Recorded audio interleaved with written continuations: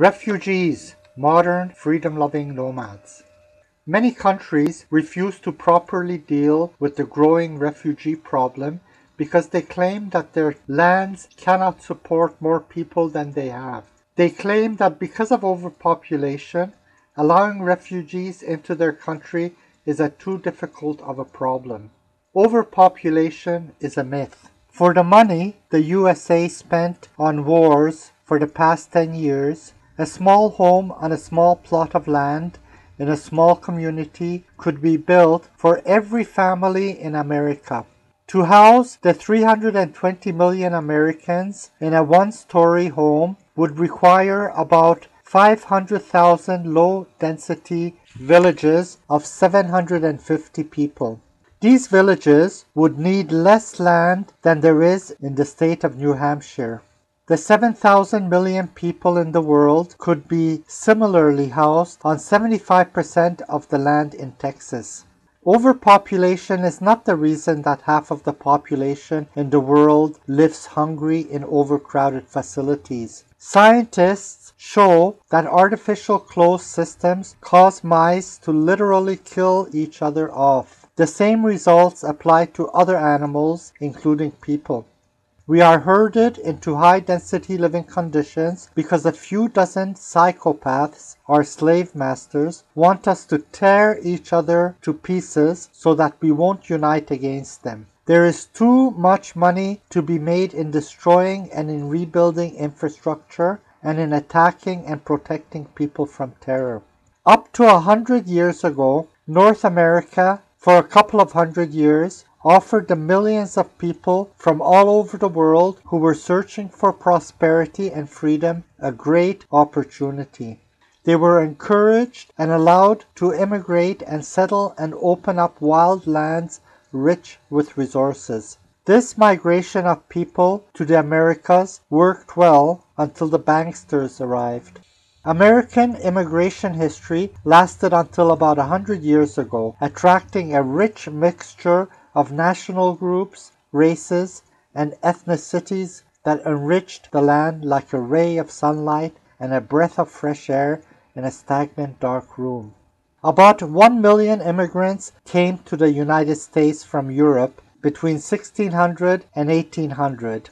By 1910, 13.5 million immigrants were living in the United States. By 1920, a great part of the nation's presently existing railways, roads, and cities were completed by these hard-working immigrants, and in 1921, laws were enacted to restrict immigrants, particularly Jews, Italians, and Slavs. Most of the Jewish refugees fleeing the Nazis in World War II were barred from coming to the United States. In 1954, more than 1 million Mexicans were deported. The hard-working immigrants with a pioneering spirit had a long-term view of their future and sacrificed everything for the future of their offspring. Unfortunately, their ungrateful offspring have turned lazy and complacent, and the politicians they are led by have turned into marionettes of greedy banksters with short-term values.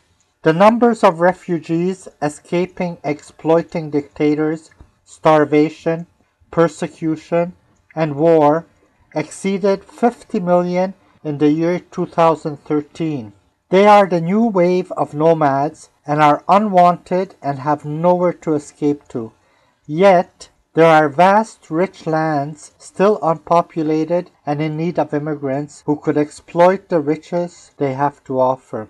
At present, there are countries with still a great amount of undeveloped and unpopulated land which is closed for immigrants unless they are wealthy and are able to buy their citizenship. Most of the 35 million Canadians live along and near the southern border to the United States. The lands to the north are just as fertile and resource-rich as those that are populated, but they are left empty and unexploited. Similar empty rich lands waiting to be settled and exploited are found in Australia and Russia. A repeating wave of migration and immigration would be a win-win situation for these countries, as well as for all refugees, just as the preceding wave of migration 100 years ago was. The world would greatly benefit if refugees were encouraged and helped to immigrate and settle and open up these productive yet laid-to-waste lands. At the same time, this exodus would be a great blow to the dictators that the refugees are escaping from, as the dictators would be left with less people to exploit. For many difficult problems, there is often a simple solution.